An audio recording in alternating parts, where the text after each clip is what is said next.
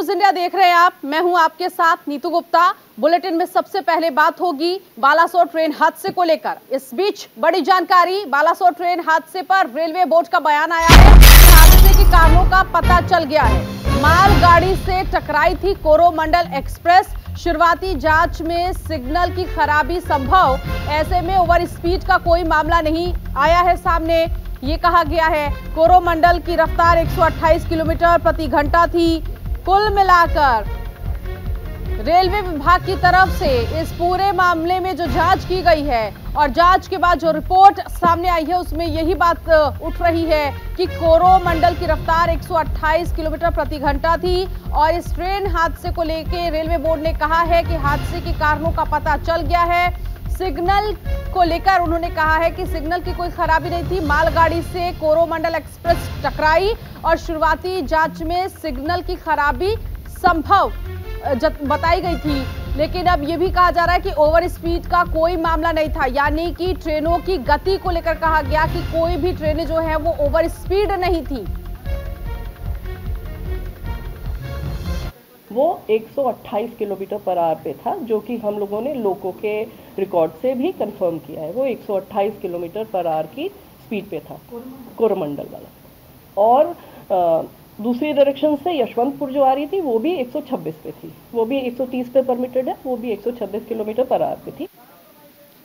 और इसी खबर पर सहयोगी मनीषा इस वक्त मेरे साथ जुड़ गई हैं। मनीषा, क्योंकि कहा जा रहा है इस हादसे को लेकर जो रिपोर्ट सामने आई उसमें यह है कि सिग्नल की खराबी संभव है और यह भी कहा गया कि ओवर स्पीड नहीं थी ट्रेनों की। क्या जानकारी, क्या रिपोर्ट कह रही है?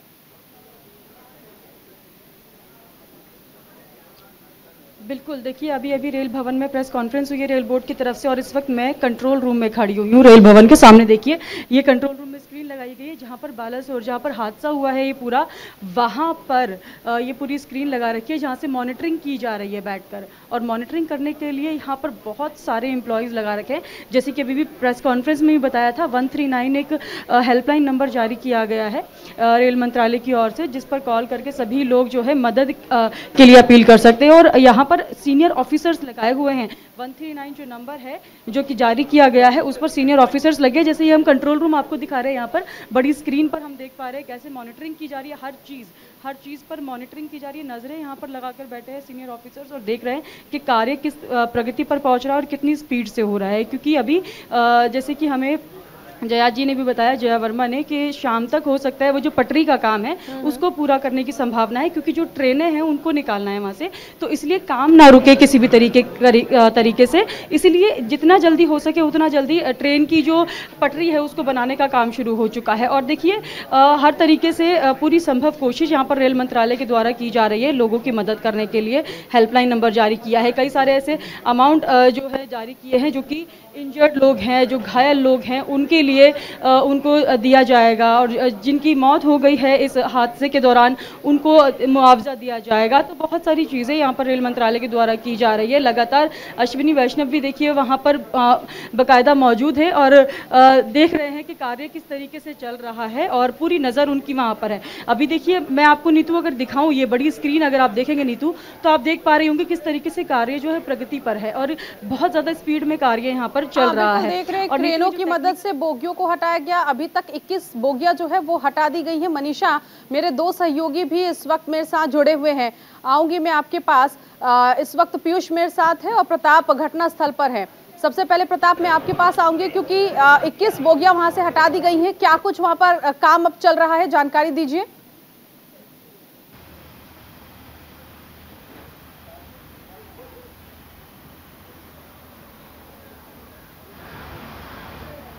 ट्रैक को करके ट्रेन को निकालना है, तो इसी वक्त जैसे कि काम चल रहा है, इसी वक्त लग रहा है कि शाम तक एक ट्रैक कंप्लीट हो सकता है। और बाकी अभी जो पूरा मैं बोलूंगा, अभी कैमरामैन को पूरा स्थिति देखेंगे काल के चित्र और आज के चित्र में कितना फर्क है। आज एक भी ट्रैक में एक भी जो डब्बे ट्रैक से निकले के वो ट्रैक के ऊपर गिरे थे और ऊपर चढ़ गए थे मालगाड़ी के ऊपर, कोई भी डब्बे अभी ट्रैक में नहीं है। पूरा ट्रैक को खाली कर चुका है। और ऑफलाइन को देखिए आप, ऑफलाइन पूरे काम एक की तरफ से कंप्लीट होने वाले हैं और दूसरा ट्रक जहाँ पे कोरोमंडल का एक्सीडेंट हुआ था वहाँ तेजी से काम चल रहा है और सारे लोग यहाँ पे रेलवे डिपार्टमेंट, एनडीआरएफ, मोटराफ टीम भी अभी तक भी मौजूद थे और कितने सारे लोग यहाँ पे लगे हुए हैं। ठीक है पीयूष, क्योंकि जो रिपोर्ट अभी तक आई है उस रिपोर्ट से क्या कुछ बड़ी बातें निकलकर सामने आई है, जरा बताइए। देखिए, अभी तक जो रिपोर्ट आई है नीतू, उस रिपोर्ट को अगर देखें और जो अभी लगातार जांच चल रही, जैसा कि रेल मंत्री ने आज सुबह स्टेटमेंट भी जारी किया कि अभी तक जो रिपोर्ट आई है उसमें कई ऐसी चीजें आई हैं जिन पर इस वक्त जांच जो है वो केंद्रित की गई है। पहला ये कि सिग्नल की तकनीकी खराबी हो सकती है, इलेक्ट्रॉनिक इंटरलॉकिंग की जो है उसकी संभावना व्यक्त की गई है। तो इन सब तभी ऐसे पहलू हैं जिन पर इस वक्त जांच चल रही है। फिलहाल बाकी जो अपडेट है वो रेलवे मंत्रालय की ही ओर से जारी होगा। ठीक है, आप तीनों बने रहिएगा, एक बार फिर से आएंगे आपके पास, आगे की खबरों पर जानकारी लेंगे। लेकिन इस बीच अहम जानकारी अपने दर्शकों को ये दे दें कि ओडिशा के बालासोर रेल हादसे में मौत का आंकड़ा लगातार बढ़ रहा है। अब तक 288 से ज्यादा लोगों की जान जा चुकी है। इस बीच रेल मंत्री अश्विनी वैष्णव ने आज एक बार फिर बालासोर ट्रेन दुर्घटना स्थल पर चल रहे मरम्मत कार्य का निरीक्षण किया। इसके साथ ही केंद्रीय स्वास्थ्य मंत्री मनसुख मांडविया ने कटक अस्पताल पहुंचकर घायलों से मुलाकात की, उनका हालचाल जाना। अभी सारे पेशेंट्स जो सोरो में हैं उनको देखने आए, उनसे बात की। वेस्ट बंगाल के मुर्शिदाबाद एरिया के सोरो मेडिकल में जो भी पेशेंट्स यहाँ पे आए हैं, वेस्ट बंगाल के मुर्शिदाबाद के पेशेंट्स, उन सबसे अभी मिले। उनके परिवारजनों को सूचना दी गई है, कंपेंसेशन दिया जा रहा है और रेलवे की स्पेशल गाड़ियां चलाई जा रही है जिससे कि जो परिवार अपने परिवार के मेंबर्स यहाँ आना चाहे मिलने के लिए या फिर ये पेशेंट्स जो जाना चाहें उनके लिए हैदराबाद से, चेन्नई से, बेंगलोर से, कलकत्ता से, रांची से, सब जगह से स्पेशल गाड़ियां चलाई जा रही हैं ताकि पेशेंट्स अपने चिकित्सा करवा के अपने परिवार के साथ वापस जा सकें। बालेश्वर रेलवे एक्सीडेंट में 1000 से अधिक लोग घायल हुए हैं, उसकी ट्रीटमेंट चल रही है। 100 से अधिक लोग उसको क्रिटिकल केयर की आवश्यकता है, कई पेशेंट को ऑपरेशन करने की आवश्यकता है, उसको तुरंत ही अच्छी ट्रीटमेंट मिले, इसलिए Delhi AIIMS, Lady Hardinge's hospital, RMLA hospital, सभी जगह से एक्सपर्ट डॉक्टर की टीम एयरफोर्स के स्पेशल प्लेन के द्वारा मॉडर्न इक्विपमेंट और मेडिसिन के साथ अभी पहुंच चुकी है। सारे रिस्टोरेशन काम लगभग पूरा हो गया है, फिर भी कुछ चैलेंज बाकी है। 3 दिशा में काम त्वरित गति से किया जा रहा है। एक तो जो लोग मृतक हुए उनको आइडेंटिफाई करना, उनकी पूरा कानूनी प्रक्रिया को पूरा करके परिवार तक पहुंचाना, ये काम चल रहा है। दूसरा, जो लोग भुवनेश्वर की एम्स से लेके बालेश्वर हेडक्वार्टर तक हॉस्पिटल में हैं, लगभग प्रारंभिक समय में 1001 लोग विभिन्न हॉस्पिटल्स के लेवल पे आए थे। उनको प्राइमरी ट्रीटमेंट किया गया, किसी को थोड़ा और जिनकी फ्रैक्चर वगैरह हुआ है उनकी भी चिकित्सा की जा रही है। कुछ लोग क्रिटिकल भी है, उनको विभिन्न हॉस्पिटल में आईसीयू वगैरह में। तो तीनों मंत्रियों को आपने सुना, इस पूरे मामले में अभी भी जांच चल रही है और जो घायल है उनका उचित इलाज जो है वहां पर किया जा रहा है। अब ऐसे में कहा यह जा रहा है, अभी तक की जो रिपोर्ट आई है कि सिग्नल फेल होने से ये ट्रेन हादसा हुआ है। कुछ बड़ी बातें जान लेते हैं। इलेक्ट्रॉनिक इंटरलॉकिंग सिस्टम में बदलाव से ट्रेन हादसा, ये आशंका जाहिर की जा रही है। और इस भीषण हादसे में अब तक 288 लोगों की जान जा चुकी है। सिग्नल फेल होने से ये ट्रेन हादसा जिस तरह से हुआ, उसमें देखिए ये बदलाव जो है इस सिस्टम का, जो कहा जा रहा है कि इंटरलॉकिंग जो सिस्टम है इसमें बदलाव किया गया, जिसकी वजह से ये हादसा हुआ है। बहानगा बाजार स्टेशन पर मालगाड़ी लूप लाइन में खड़ी थी। पहले तो सिग्नल नहीं मिलने की बात सामने आई, लेकिन अब मेन लाइन और लूप लाइन की बात सामने आ रही है। शालीमार चेन्नई कोरोमंडल एक्सप्रेस ट्रेन वहां से गुजर रही थी, हादसे का शिकार हुई। कोरोमंडल एक्सप्रेस को अब मेन लाइन का सिग्नल दिया गया। ट्रेन करीब 125 किलोमीटर प्रति घंटे की रफ्तार से बढ़ रही थी और मेन लाइन पर सीधे जाने की जगह लूप लाइन पर मुड़ गई। इसीलिए हादसा हुआ, क्योंकि लूप लाइन में खड़ी मालगाड़ी में पीछे से टक्कर लग गई, क्योंकि स्पीड भी एक्सप्रेस ट्रेन की अपनी रफ्तार में थी, लेकिन जिस तरह की स्पीड थी, मालगाड़ी खड़ी थी वहां पर और ये टक्कर होने की वजह से हादसा हुआ। कोरोमंडल एक्सप्रेस के कई कोच इससे पहले पटरी से उतर गए। कोरोमंडल के 2 कोच डाउन मेन लाइन से गुजर रही हावड़ा एक्सप्रेस से टकराए। इससे यशवंतपुर हावड़ा एक्सप्रेस के 3 कोच पटरी से उतरे। तो ये अभी तक बड़ी बातें जो है वो निकलकर सामने आई है कि आखिर ये हादसा कैसे हुआ, ये समझाने की कोशिश की गई है। पीयूष हमारे साथ लगातार बने हुए हैं। पीयूष, कई बड़ी बातें निकलकर सामने आ रही है, मेन लाइन लूप लाइन की बात भी आ रही है। इसके साथ ही साथ पीयूष ये भी कहा जा रहा है कि सिग्नल नहीं मिलने की वजह से ये हादसा हुआ। हम इससे पहले जानकारी आपसे ले रहे थे कि जो अभी तक जांच की गई है, जो रिपोर्ट सामने आई, उसमें निकलकर सामने क्या आया, आखिर हादसे की वजह क्या बताई गई है? पीयूष।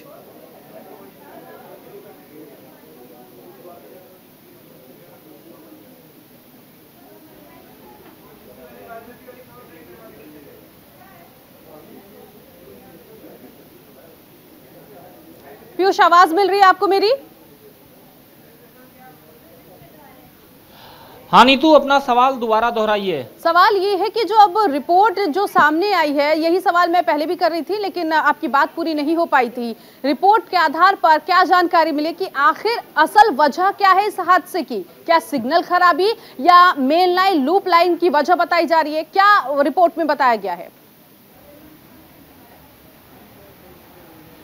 देखिए, अभी रिपोर्ट जो है वो आनी बाकी है नीतू, और रिपोर्ट जो जांच जब तक पूरी नहीं हो जाएगी तब तक कोई रिपोर्ट नहीं आएगी। अश्विनी वैष्णव जो रेल मंत्री हैं, उन्होंने मीडिया से अचानक वहां पर बातचीत करते हुए बोल दिया कि इलेक्ट्रॉनिक इंटरलॉकिंग और तमाम ऐसी चीजें हैं जिन पर जांच की जा रही है। अभी जांच पूरी होनी बाकी है। प्रथम जांच जो है वो हुई है और दोषियों को चिन्हित किया गया, इतना वाक्य उन्होंने बोला। लेकिन उसके बाद अभी जांच पूरी आनी बाकी है। बाकी चीजें या क्या जांच होगी, क्या रिपोर्ट होगी, ये रेल मंत्रालय या रेल मंत्रालय संबंधित लोग ही बता पाएंगे।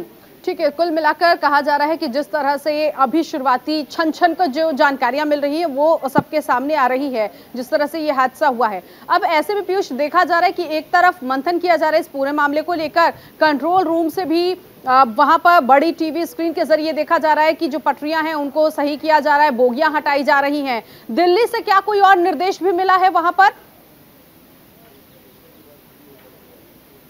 देखिए, प्रधानमंत्री कार्यालय से जो सूत्र हैं वो बता रहे हैं, प्रधानमंत्री ने आज फोन के जरिए अश्विनी वैष्णव से बातचीत की थी। उसके अलावा केंद्रीय स्वास्थ्य मंत्री मनसुख भाई मांडविया वहां पहुंचे हुए हैं। डॉक्टरों की टीम से एम्स, लेडी हार्डिंग और आरएमएल से सफदरजंग से वहां पहुंच चुकी है। और उसके अलावा लगातार वहां पर अगर आप देखिए तो 3-3, 4-4 केंद्र के मंत्री मौजूद हैं और अपनी मौजूदगी दर्ज ही नहीं करा रहे हैं, बल्कि वहां पर राहत बचाव कार्य और उसके अलावा घायलों के ट्रीटमेंट से लेके उनके इलाज की समुचित व्यवस्था तक का ध्यान दे रहे हैं। आज सुबह ही केंद्रीय स्वास्थ्य मंत्री भी पहुंचे हुए हैं। धर्मेंद्र प्रधान और सुभाष सरकार ये कल ही पहुंच गए थे। उसके अलावा कल प्रधानमंत्री का दौरा हुआ था। आज भी प्रधानमंत्री नरेंद्र मोदी ने खुद स्वास्थ्य मंत्री और रेल मंत्री दोनों से बात की है, ताकि एक तो वहां की स्थिति सामान्य हो सके, रेलवे परिसंचलन शुरू हो सके। उसके अलावा वहां पर जो काम खत्म हुआ है उसके साथ ही साथ जो रिपोर्ट है, प्रोग्रेस रिपोर्ट, वो भी प्रधानमंत्री तक पहुंच सके। साथ ही साथ घायलों का समुचित इलाज हो, उनके इलाज में कहीं भी कोई कोताही ना बरती जा सके, इसके लिए स्वास्थ्य मंत्री से भी बातचीत की गई है, उन्हें भी निर्देशित किया गया है। ठीक है पीयूष, बने रहिएगा, आएंगे एक बार फिर से आपके पास। तो कुल मिलाकर देखा जाए तो अभी भी इस पूरे मामले की जांच की जा रही है, क्योंकि इतना आसान नहीं है कि इस हादसे का कारण पता किया जा सके। हर स्टेप पर जो काम है वो चल रहा है। इसके साथ ही साथ जांच लगातार की जा रही है कि आखिर इतनी बड़ी दुर्घटना आखिर कैसे हो गई। लेकिन रेल मंत्री अश्विनी वैष्णव ने क्या कुछ कहा है इस हादसे को लेकर, वो भी बड़ी बातें जान लेते हैं कि आज उन्होंने क्या कुछ कहा है, क्या निर्देश जो है वो मिला है। पीएम नरेंद्र मोदी ने जो निर्देश दिया उस पर तेजी से काम किया गया है, क्योंकि पीएम ने कहा है कि इस पूरे मामले में तेजी से काम किया जाना है और जांच होनी चाहिए। हादसे की असली वजह का पता लगाया गया है कि आखिर ये हादसा कैसे हो गया, 3 ट्रेनों की टक्कर आखिर कैसे हो गई, कहां गड़बड़ी पाई गई। इलेक्ट्रॉनिक इंटरलॉकिंग सिस्टम में बदलाव से यह हादसा हुआ है, क्योंकि ये भी एक जानकारी जो है रेल मंत्री की तरफ से कही गई कि ये जो इलेक्ट्रॉनिक इंटरलॉकिंग है इसमें बदलाव किया गया। ऐसे में इस हादसे के लिए जिम्मेदार लोगों का भी पता चला है। उन्होंने ये जरूर कहा है कि कुछ लोग जांच में सामने आए हैं कि उनकी वजह से यह हादसा हुआ है। बाकी बोगियों से सभी शवों को निकाल लिया गया है, ये कहना है रेल मंत्री अश्विनी वैष्णव का। उन्होंने कहा है कि जितने भी शव फंसे हुए थे सभी शवों को बाहर निकाला गया, रेलवे ट्रैक से डिब्बों को हटाया गया है। अभी तक 21 बोगियों को हटा दिया गया है वहां पर, और अब वहां की जो पटरियां हैं उनको दुरुस्त करने का काम जो है वो किया जा रहा है। बुधवार सुबह तक रूट सामान्य करने की कोशिश की है। इसको लेकर रेल मंत्री ने कहा है कि कोशिश की जा रही है कि बुधवार तक जो है इस पूरे मामले में काम जो है वो किया जाएगा और रास्ता जो है वो क्लियर हो जाएगा। उधर मनीषा भी हमारे साथ कंट्रोल रूम से बनी हुई है, रेलवे विभाग का कंट्रोल रूम जहां पर वो मौजूद है। मनीषा, इस वक्त वहां पर और क्या कुछ चल रहा है, कुछ जानकारी दीजिए। जी नीतू, देखिए कंट्रोल रूम में पूरी तरीके से नज़र रखी जा रही है। बालासोर वहाँ पर पटरी बनने का भी काम बहुत ज़्यादा स्पीड से हो रहा है। अभी इस वक्त यहाँ पर जया वर्मा सिन्हा है जो कि मीडिया बाइट दे रही है। देखिए सामने मेरे, हम कोशिश करेंगे उनसे बातचीत करने की, लेकिन सबसे पहले मैं नीतू आपको बता दूँ कि ये जो पूरा हादसा हुआ है ना, इसकी जो मेन वजह है वो तो निकल कर सामने नहीं आ रही क्योंकि जाँच अभी चल रही है। लेकिन जो हम सबको यहाँ पर ये लेआउट दिया गया था, इस पर अगर आप नज़र डालेंगे नीतू तो इस पर साफ तौर पर बताया गया था ये जो कोरोमंडल एक्सप्रेस है वो यहाँ से देखिए इधर से वो सीधी उसको सिग्नल दिया गया था कि उसका सीधा जाने का सिग्नल था, लेकिन यहाँ पर स्टेशनरी गुड ट्रेन जो कि मालगाड़ी होती है वो खड़ी हुई थी। तो ये जो यहाँ से ये रास्ता है इधर आकर मालगाड़ी से जो कोरोमंडल एक्सप्रेस है वो टकराई, और फिर जब उसके जो डिब्बे हैं जब वो इधर उधर बिखरने लगे तो फिर नीतू ये देखिए जो यशवंतपुर एक्सप्रेस जो यहाँ से निकल रही थी और साथ ही एक और जो 2 ट्रेनें थी, जो 2 एक्सप्रेस वे थी जो निकल रही थी, डिब्बे इनसे टकराए। तो जो सिग्नल था उसमें थोड़ी सी गड़बड़ी हुई नीतू। फिर उसके बाद जो मालगाड़ी में जो ड्राइवर था और जो उसकी देखरेख करने वाले व्यक्ति थे वो मालगाड़ी से उतरे हुए थे, और जब मालगाड़ी खड़ी की जाती है एक लूप पर तो उस वक्त ये निगरानी रखी जाती है कि वहाँ से निकलने वाली सभी ट्रेनें सुरक्षित तौर पर निकल जाए। और उस वक्त लूप पर जो मालगाड़ी खड़ी थी और जो उसका ड्राइवर था वो उसी दौरान मालगाड़ी से उतरकर ये चेक कर रहा था कि सब कुछ ठीक है और वहाँ से निकलने वाली ट्रेनें जो हैं सुरक्षित निकल जाए। लेकिन जैसे ही वहाँ से कोरोमंडल एक्सप्रेस निकली और उसका जो सिग्नल था वो सीधा जाने का था, यानी कि ग्रीन सिग्नल ड्राइवर को दिया हुआ था, तो उस वक्त ऐसा कुछ हुआ कि ट्रेन जाकर सीधी मालगाड़ी से टकराई। और किसी वजह से देखिए जो ड्राइवर था वो उनको किसी भी तरीके का ऐसा नुकसान नहीं हुआ है। और ऐसा जया जी ने भी बताया कि ये बहुत बड़ी कृपा हुई भगवान की कि ड्राइवर उस वक्त मालगाड़ी में नहीं था, तो नहीं तो बहुत बड़ा एक भीषण हादसा उनके साथ भी हो सकता था। लेकिन वहाँ से जो यशवंतपुर एक्सप्रेस निकल रही थी नीतू, जब ये जो कोरोमंडल एक्सप्रेस के डिब्बे जो इधर उधर घूमने लगे और जो इधर उधर बिखर गए तो उससे वो यशवंतपुर एक्सप्रेस से भी टकराए और फिर जो चेन्नई